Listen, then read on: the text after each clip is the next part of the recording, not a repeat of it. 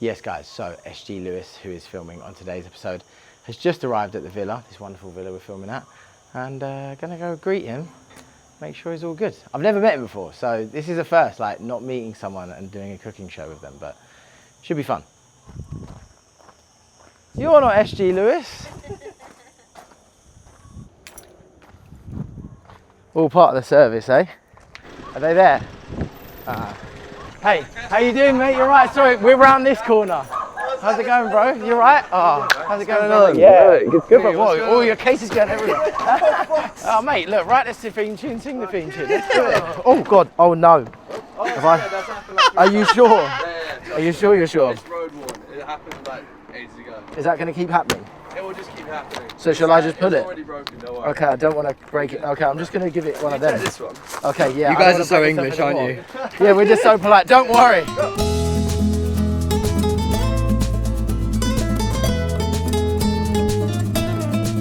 What have you brought? I want to cook a pad see ew because I was trying to think like, what should we cook? And this is like the thing that I cook when I'm like a bit hungover, if I've been like on a run of shows, and I want something that's like still tasty but like satisfying enough, but still kind of like nourishing and healthy. It's like a nice middle ground. It's not like so healthy that it's boring, and it's not like really bad for you to a point. It's my go-to order, so like yeah, I love a pad see ew, so like it's definitely I'm also, excited. disclaimer, if you are Thai, this is a very loose pad see ew. Don't like fire up in the comments. Yeah, but definitely this isn't a show about being the best chef anyway, so don't worry. Like it's not technically a pad see ew, Okay. it's a loose interpretation. It's an SGCU, you know? There you go. We'll make it might work. be even worse. I don't know. No. Well, so wait, we've got... Okay, so we got chicken thighs. Yeah. We've got palm sugar, which you brought yourself. I smuggled it from London, Nice. which I was a bit worried about getting pulled over at the airport because it looks a little bit like...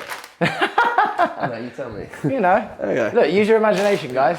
And we bought some rice noodles, they're like thick ones.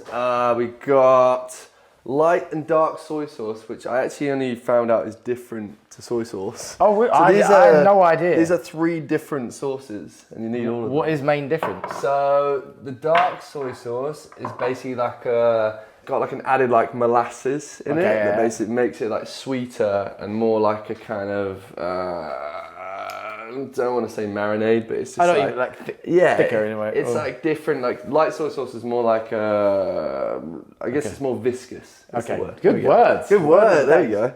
Okay. White wine vinegar. What's this? Olive oil? White wine vinegar? Oh, white wine vinegar. Yeah, white wine vinegar for the sauce that we got on the noodles. This oyster sauce, which the concept of oyster sauce is kind of disgusting to me. I don't know. Like I like oysters, but I love oysters. Yeah. The idea of the idea of a sauce. Yeah, I don't really understand how it stays in date as long as it does. And yeah, I try and it's actually like quite tasty. Try not to overthink it generally. White pepper? Oh shit, yeah. Yeah. I've only ever seen it in powder. Oh, you've got your, is that your own oyster sauce? I bought it just in case. Okay, no, the one you've got is actually better, so. We've got corn flour. Corn flour, you only need a tiny bit of this, but you've got your sugar. that's great. And then, there's been like a broccoli drought in Ibiza, I think, because you wanted, specific broccoli, and then you wanted either tenders and broccoli. It's as if like everyone in Ibiza's gone mental for broccoli. So this was like one of the only broccolis we could find on the island. That's a rare commodity. A rare commodity, yeah, you could be selling that.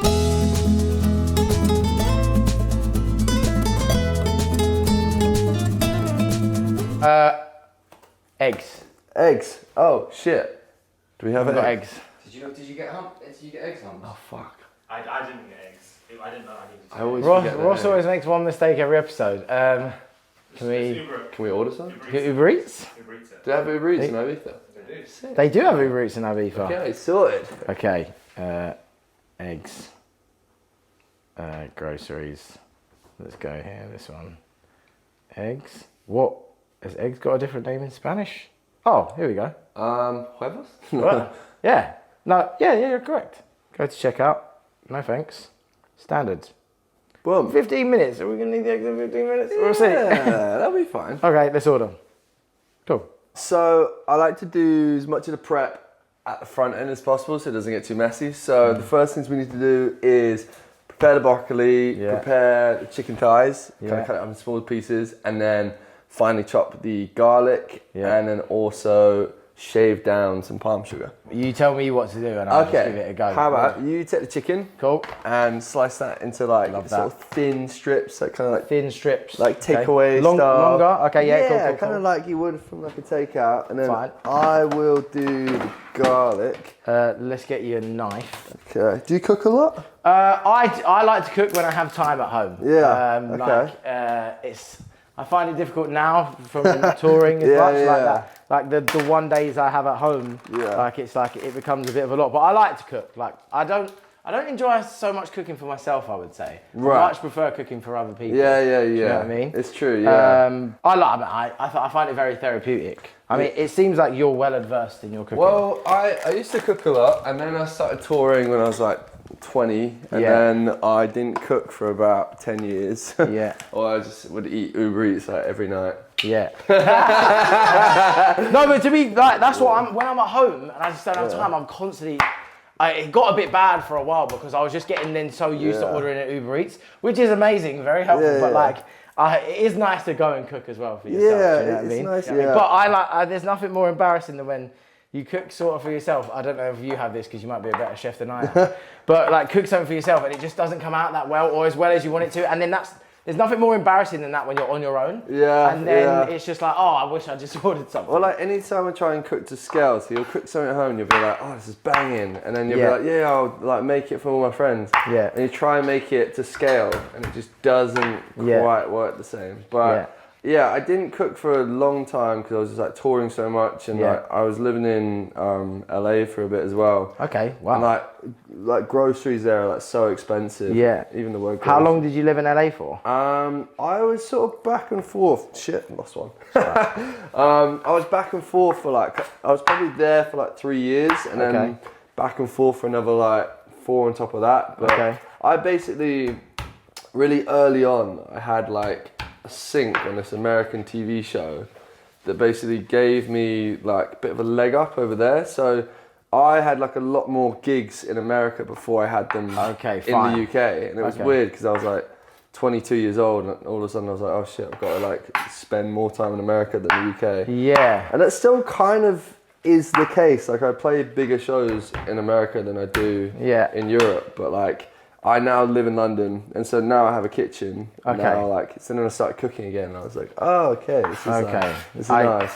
And also now that I'm like in like a relationship and like have someone to cook for, so like that's always a plus. Yeah, I'm the cook in my relationship. My missus doesn't really cook that much. She can cook a breakfast, but I'm the cook in my relationship. But I enjoy it. Cooking's very therapeutic, and like whenever I've had a bit of a stressful day or something like that, like just putting your brain into just like whacking on some music, cracking open a bottle of wine. I find it therapeutic. It's very like meditative. And, it's very, I don't know, it's like creative as well. You get to like create something out of, a bunch of ingredients, and then there is like a sense of fulfillment with it. Yeah, 100%. Wait, where did you grow up?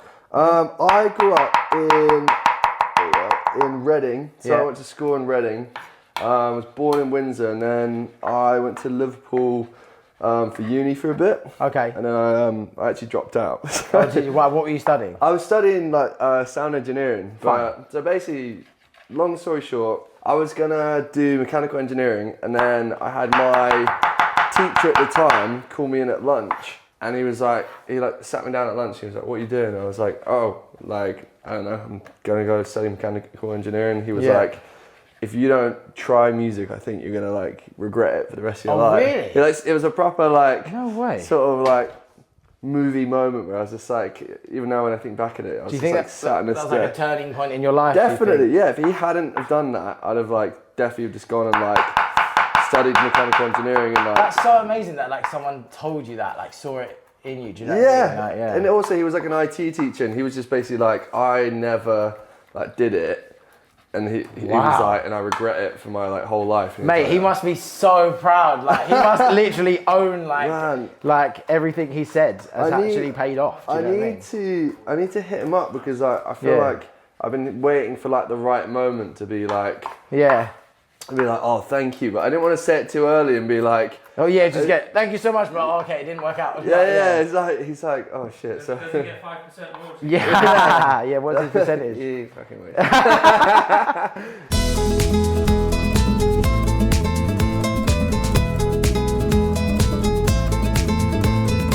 basically, with the garlic, cut off either end like this, and then give it a bosh just to like try and get the skin off, because the easiest way to get skin off is just to basically smash it. It should fall out, but it's not falling out, obviously, because I'm on camera. Like that, and then get rid of the crap, and then basically tuck your like nails behind so you don't cut your fingers off, and then if it's a sharp enough knife, you should just be able to like do that and like cut through it.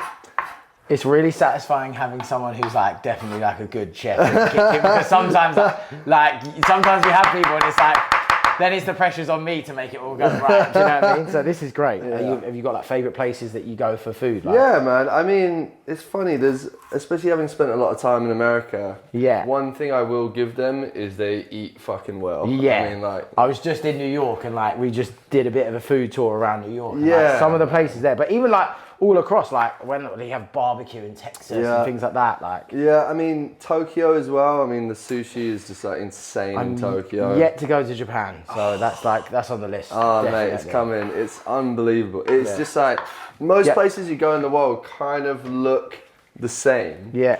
Like, everywhere you go, like, you see like the same brands, you see the same kind of like city infrastructure. But like Japan, when you go there, you step out and it's like stepping into like a different universe. 100%. That's why I wanted to go there. It's just that Yeah. sort of culture of it all. Yeah, Like, it is fucking mental. Yeah. And it's amazing, and the food is like incredible. did you play there? Yeah, I played What's there a it couple What's it times. like playing there? The respectful thing is not to go like crazy. So Fine. like you play to them, and also I was like doing the live show a lot when I was there. So Okay. I have DJed there once, but I mostly played live. So you'll like play a song, Yeah. and then they'll wait, and then you kind of get to the end of the song, Yeah. and then they'll applaud, and then it will go like very quiet again. Fine. And they're like, so you're talking, it's like dead quiet. It's like that's like a respectful thing. Do you Yeah, know what I mean? yeah, Because like in England, everyone's going, "Oh yeah, go on, da, da, da, like, yeah. Go Get on with it. Hey, I don't even like that song." Da, da. Exactly. Yeah, that's so But, like, funny. yeah, it's like it's different out there, but it's just one of the most amazing places to go, and it's like you don't even go there to like make any money. You just kind Yeah, of that's what I said. Like I would like if I'm on a tour, I would just go there just to play a gig, to experience it all and like experience the culture and stuff. If like you're that. over that way, you just got to do it and Yeah. like try and do like a whole week off there, because Yeah. it's like it's fucking unbelievable. So you say you do live sets and you do DJ sets, Yeah, right? so basically, a lot of the music I make is like, it's electronic music, and it's kind of like dance floor adjacent, a lot of it, you know, like, or a lot of it is like song-based electronic music, you know? Fine, So yeah. like, the stuff that I make that is like for the club, and a lot of that is the stuff that I like put out on my label Forever Days, and like we've done like some collabs on that label, like DJ Seinfeld with like Chloe K.A., with like some more like club focus artists there. Did you make that out here? Oh yeah. Because I heard some sort of a story that you went to a chicken. Oh farm, or is that yeah. like, I don't know. Well, basically, similar to this, the first time that I met Chloe was, the first time I met her was in New York. So I booked her for a party, and then we met sort of behind the deck. So I DM'd her before. I was like, "Oh, you down to like do a back to back?" She was like, "Yeah, I'm down." And so we'd never met before, and it was literally like she was playing, and it was like, "Hey, how's it going?" And then the first time we ever hung out was like doing a back to back, and it's kind of like It's like this. yeah, it's a bit like this. Nice. It's nice, yeah. It's like a cool way to kind of get to know someone's taste and stuff. But 100%. it was awesome. So then she was like, "Oh, you have to come to Ibiza, and we'll make some tunes together." I was like, "Yeah, definitely." So flew out here, like spent a week here at her place, which is like fucking amazing. It's I've not been to beautiful. her place here, but I've heard it's very cool. Oh, it's Yeah. so. I mean, everything that Chloe and Carla She does, just seems, they both seem very cool. They people just anyway, live a cool life, those two. Yeah. They're very like tasteful, like people that do tasteful things. But Yeah. She, the first thing we did was she was like, "Oh, my dog ate the neighbour's chicken, so we have to go and like Go and buy a chicken for the neighbour. Go and buy them some new chickens." So I went with her and her mum, and we were just like chasing around these chickens in this chicken farm, trying to like pick them up and shit. Yeah, it's good. Well, that's a icebreaker. great way to break the ice. Yeah, it's a good icebreaker. No, God, imagine that. Imagine like you come out and they're like, your neighbour's like, your dog's just eating my chicken. Yeah. Well, what I liked about it was like, every day, like, instead of just being like, right, we'll make music straight away, they would be like, I will wake up and go to like the beach, like Benira's Beach, or we'll go to like Port Nats or like Benira's Beach or whatever, and like they would like swim, and then we'd have lunch, and then like it'd be like 4 or 5 p.m. and then they'd be like, okay, now we make music. So yeah, but that's better because like to have an experience and like kind of relax into it and then go make a tune instead of like the pressure of like, let's sit down, let's make a song and let's try and make it really, really good. Do you know what I mean? Like, because then the whole day you've got things that are in your head that you could get inspired from. No matter what, like even if it is chasing chickens. I don't know what you called the song, but that'd be a good name for a song.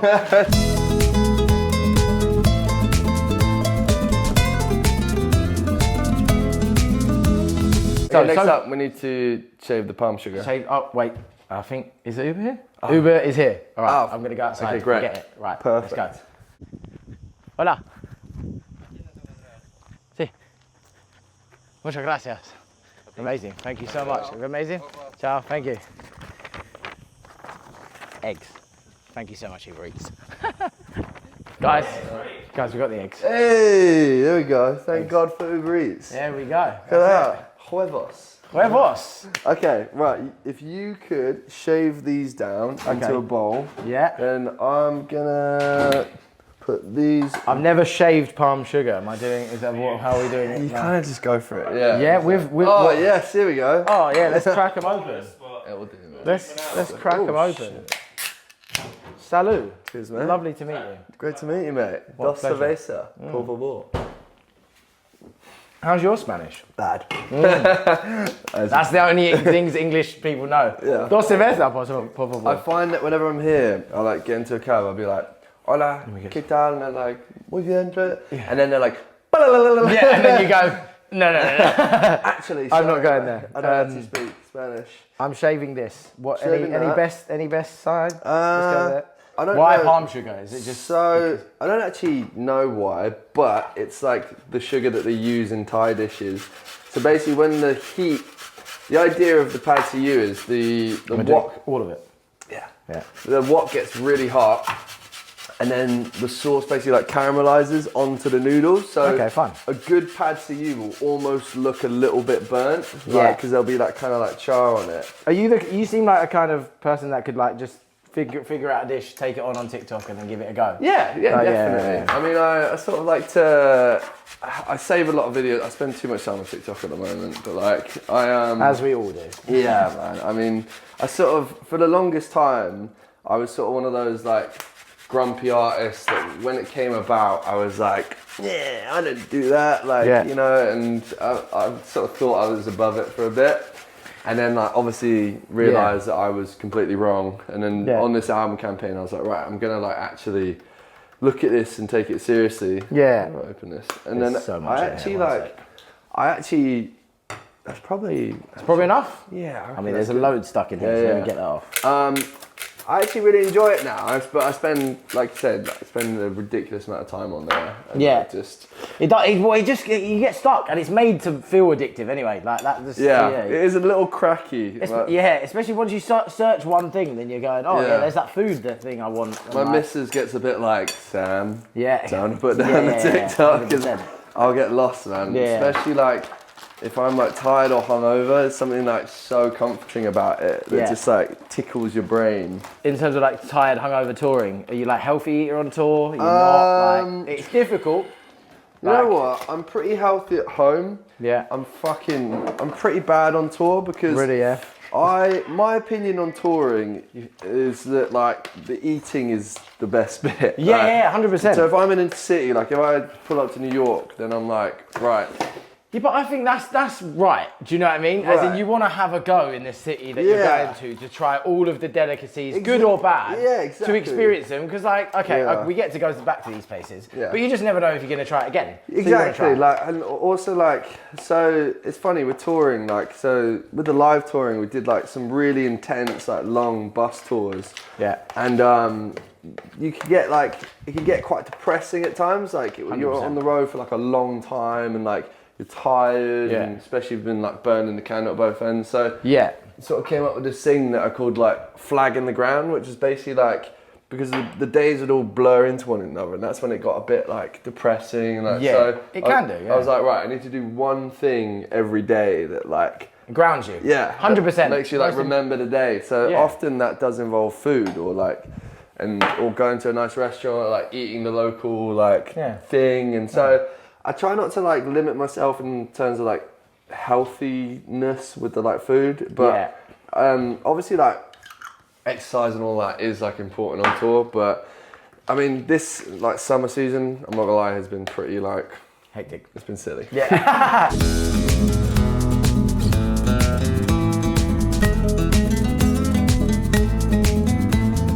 So far we've cut up some chicken, chopped broccoli. Yeah, the broccoli is a bit of a substitute today because Abitha doesn't have any Chinese broccoli, but we move. Got some garlic. Yeah. You've marinated some chicken. So yeah, just throwing some oyster sauce in, some soy sauce, and then some white pepper, and then some of that corn flour, just to kind of like bind the sauce to the chicken. Palm sugar grated. Beautifully grated, that is wonderful. Cool, we'll keep so some the only other thing we need to do is soften the noodles, and then we need to make the sauce that's going to go on the noodles. So the sauce is 2 tablespoons of oyster sauce. Nice. Try not to think about the oysters in it. Yeah. I love a cheeky oyster, man. Okay, there's 1. There's 2-ish, kind of. Nice. That'll do. 2 of them. 2 dark soy sauce, which is like the deeper, sweeter, kind of molassesy soy sauce. Have you, like, what other jobs did you do before? I mean, you started in music quite young, I guess. Yeah. So as in, it started kicking off for you early, but did you have any jobs that people didn't know about, or like? Yeah, I did a paper round when I was like 14. Nice, you're like the typical kid, paper round boy. I was, well, my dad was like, you should get a job, and I was like, okay. Well, Good dad. And then, but my mum felt sorry for me, so after doing it for like a week, she started getting up in the morning, she would take me around in her car. No way! So I didn't... That's brilliant. So it wasn't a very you good and your anymore. mum did your paper round. Yeah, nice. basically. And good start. We shared the $5 that I got. $2.50, love that. And then I worked in a restaurant. It was like work experience, but like, I was like, at the time, it's funny saying this now because I wouldn't have been a very good chef, but I was like, yeah, I want to be a chef. So I went and did work experience at like a restaurant. Fun. But I wasn't in the kitchen. I was just waiting tables. Yeah. But it was fine. Like, I mean, there was like, I remember once these people coming in and ordering really expensive champagne, and I'd like accidentally dropped the whole bottle and smashed it on the floor. So wasn't very good at that either. Wasn't your calling? No, and then I signed straight. Well, I was still at university when I signed to PMR. So then. Wow. Just been in the music thing since then. How old are you now? I'm 31. Oh, so, I'm 30. There you go. Yeah, I turned 30 in December. So I actually know about one of your old jobs. You might not know this. Okay, hit me. Okay, so you, and your fans might not know this, you were in Fagan's gang. I was. In Oliver Twist. Oh, yeah, I was Dodger in Oliver when I was like, I was Dodger in Oliver when you I were was Dodger? when I was 15. Oh. Well, 13 to 15, I did it in London in the Theatre Royal in Drury Lane.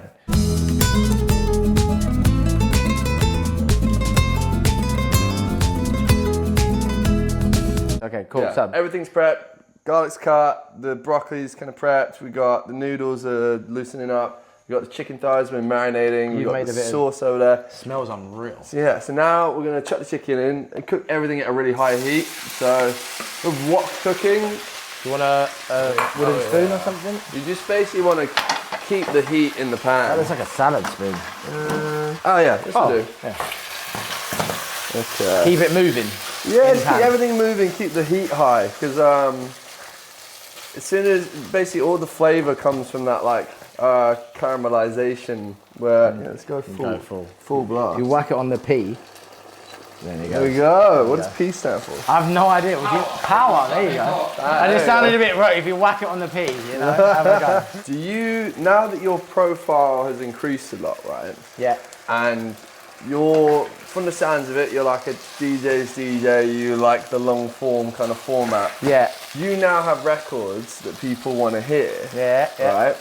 And so you're finding that your audiences, especially the newer, younger audience that are discovering you, understand that. No, not yet. Not all of them. But that's okay. Yeah. Because there's also a time and a place to be like, try to be Ricardo Villalobos. And there's a time and a place to be Rossi and play that hour set where I'm going to play all my bangers. Because there's a load of 18-years-olds there who just want to hear High on Me.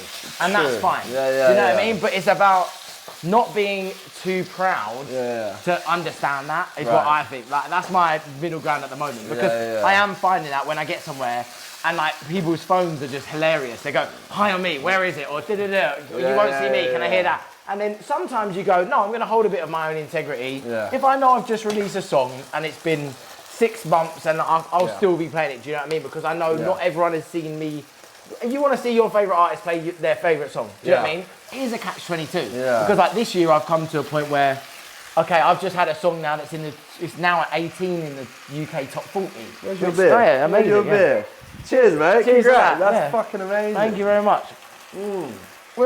It's a hit, mate. Genuinely, I never, ever, ever would have thought my music that I would make would ever be in that sort of realm of chart. It wasn't the plan. But it's amazing that it is, and I'm riding with it. And I'm also welcoming any new fan that goes, "Oh, I really like that song. I'm going to book it to go see that guy." But I'm also going to go, "All right, well, you're coming to see me, but this is me." Do you know what I mean? But I'm not going to turn up and play all this minimal stuff. I'm going to give you a show. But a lot of my music anyway is high energy. But I have noticed since then, I've played slightly differently than I used to because I'm playing bigger stages, a lot of festivals, different countries. So but I think it's just about being aware of it. What's your end goal? It's a bit of a broad question, but aware. It's such a. Someone asked me this the other day, and sometimes I find it difficult. Like, if you ask me what's your 5-year goal? Sometimes you don't know because it's almost better not having too much of a plan. Because then that's where the beauty of magic can happen and take you somewhere. I think sometimes if you make too much of an end goal, then you're closing yourself off to all the other things that could possibly happen that you didn't know about. Cool. I mean, I've always liked the idea of having a residency out here. But I will say there's a part of me would be scared of it because sometimes I think it can be a little bit of pressure and a killer on an artist. I'm not saying anyone who's doing it is, but I think me personally, I think sometimes it's like the beauty of like not being so accessible. Do you know what I mean? I like it where my brand can sort of like maybe have like its own entity without me one day and stuff like that. But it's really hard to do. But that's always been a thought of mine. But the end goal is just to just in 10 years' time, I'd love to still enjoy what I'm doing. Cool. Like touring the world, like maybe not as busy as I am now. And have a good balance of it and like love the music and still be making music that I enjoy making. Cool. That's like, I'd say like how I look at it. Instead of just like I want to have this residency, I want to get that. Because like, I like that I don't think about, like, if I didn't say 5 years ago, I want to have a top 40 track. But then you go, oh, that's such a beautiful thing. I think that's a good goal to have. I think some people, some DJs will be like, right, my goal is to play Panorama Bar. And then they do it, and that thing, a lot of the time, when you build something like that up, I've never played Panorama Bar, I'll be honest, they're probably not going to book me. But like, because I make pop music, it's an underground institution. They're probably not going to book me, so we're fine. Me and you both. We're there, mate. Back to back. Fuck you, man. But unless you want to. We'll do it back to back. But the thing about something like that is you can get there and it can let you down, you can like... 100%. And also, I think sometimes what I've noticed, like the quote of the year I keep thinking about is like, this too shall pass. It's like, you can be the happiest and on top of the world, but then when you experience it, it's like, what's that? Oh, that's just beeping. But when you get there and experience it, it's like, okay, that happened. I remember, and I'll say, this is my example of this. I remember playing Fabric all night long for the first time. Sold out the club. It was phenomenal. I never thought I'd get to do that. And I was like, after the show, I was thinking, I've fucking done it. You know what I mean? I was like, you know what? That was sick. I'd be proper happy now, just dying, like not even thinking about it all. And then... It's about to get smoky in it. Okay. Sometimes you think you get there, but then I think you have to also think, what's next? And I had that. I played Fabric, done it all night long. It was sold out. It was amazing. And I was thinking, I've done it. That's like something I'm just never thought I'd do. I would die happy now. And then 2 weeks go by, and you're like riding that buzz, and then you go, well, no one cares anymore. And it's like, well, all right, what am I going to do next? So if you have all of them goals that you go, like, there's obviously festivals I've wanted to play. Glastonbury was amazing. Like, there's good things I've got in the pipeline that I've always wanted to do. But like, those sort of things, they sort of become like tangible things. And then it's just like, they're just things at the end of that. And like, obviously it's amazing in the moment. But like you say, you can put so much pressure on them. And then you get there and do it, and it might not be as good as you think. Are you interested in the album format? I'm interested in it. It hasn't been something in the forefront of my mind because of how I've made music. Do you know what I mean? And I think I'm now becoming, especially like High on Me, things like that, more versatile in my sound. Yeah. Do you know what I mean? So I've always been to the point where I'd like to make an album one day, but once I've got a bit more variety under my belt in terms of how I make music, I would say. Do you know what I mean? Good? It's cooked. It's cooked. Yeah, I'll have a go. I'll feed you. Looks romantic. There you go. It's like a Lady in the Tramp. Oh, yeah. Who's the tramp? You've done that to perfection. There we are. Also, sorry, I was sort of cracking on with That's it. all right, no. I'm enjoying just letting you cook. Okay. It's great. There you go.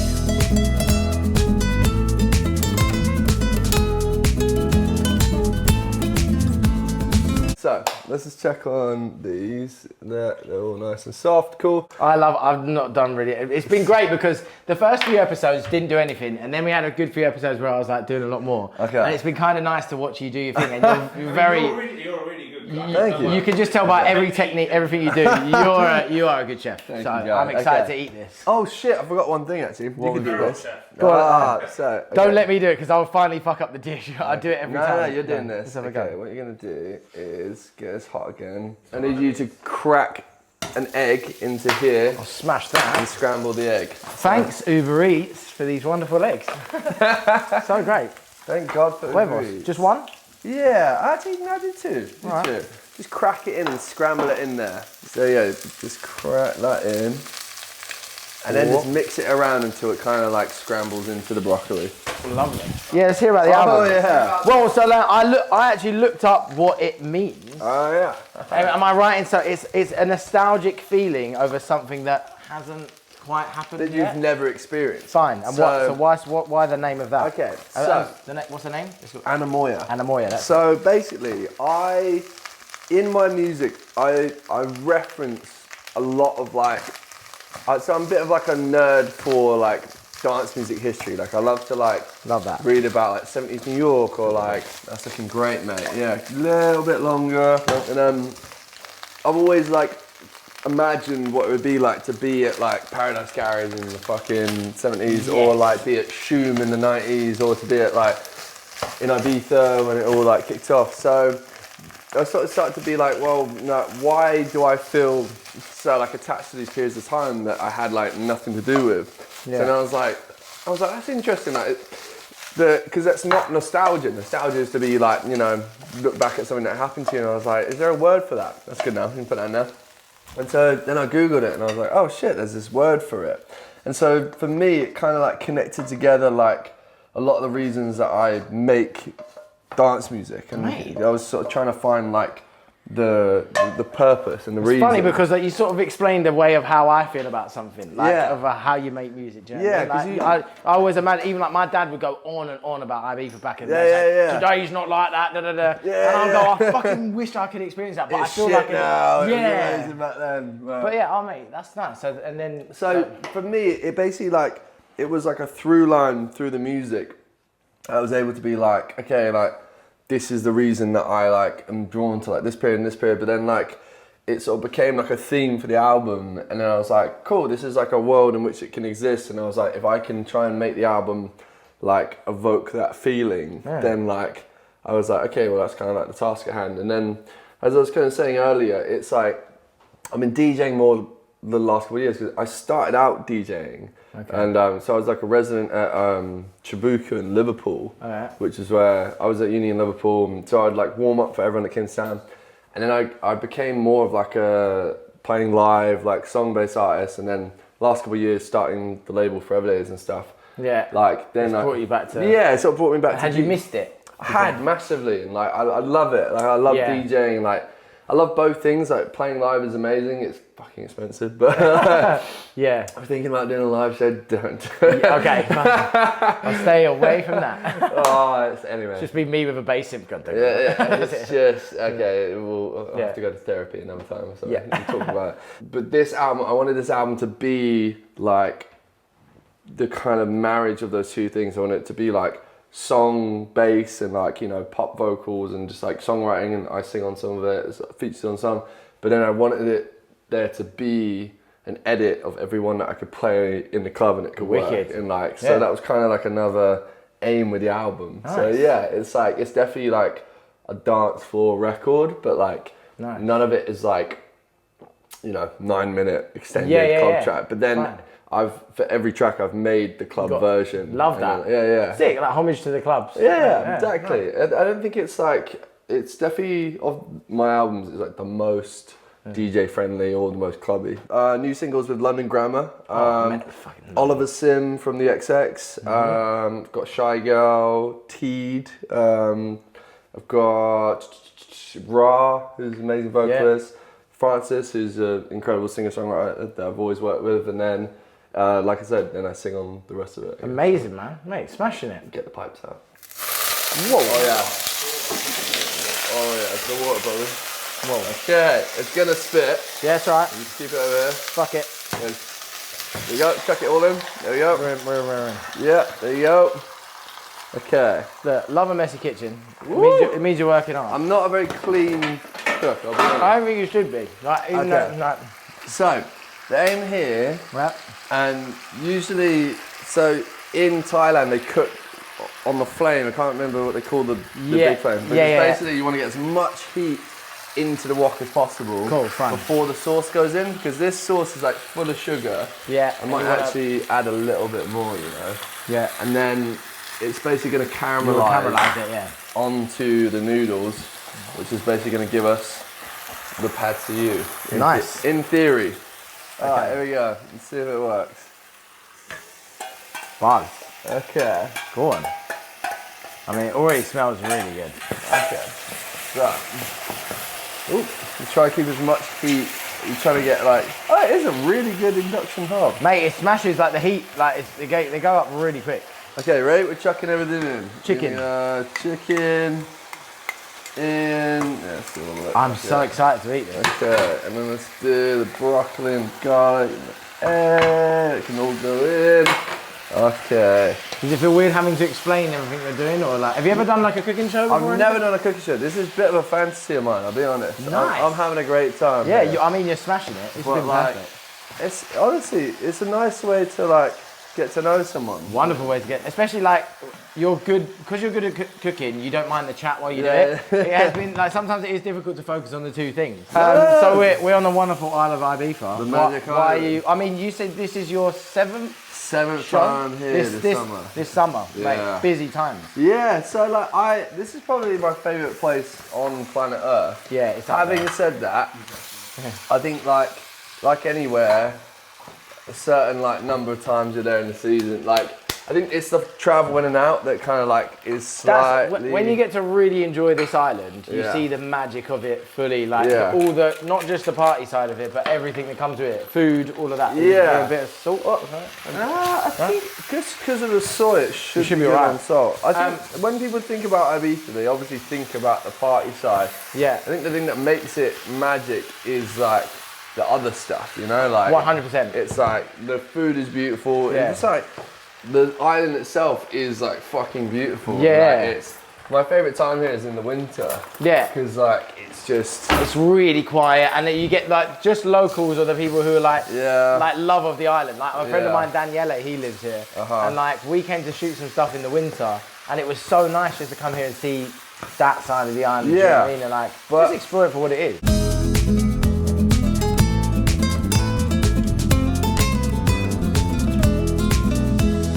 Alright, we're going to taste this. Okay. See if it's there. You want to taste it? I'll give it a go. It's really fucking hot. Maybe I'll do it. Oh, how have you got that in there? That was steaming. What are we at? Solid. Yeah? Could have done more sugar. Yeah? Maybe you can whack a bit? Yeah, it's just fucking... That's it. That's what I like. Just chuck it in. That's what Sarah's story. We just go, let's just chuck it in. Chuck it in. Let's try this food. Should we let's dish up 2 bowls. And then easy batch ready. This even sounds good. No, look, Zach, have a listen to this stuff. Oh, the ASMR.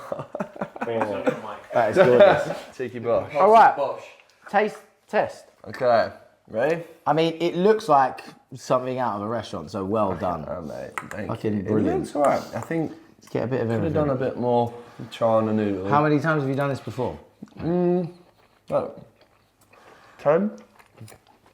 Oh, it's not bad, you know. Are you fucking joking? It's not bad. It's not bad, you know. Oh my god. It's not bad.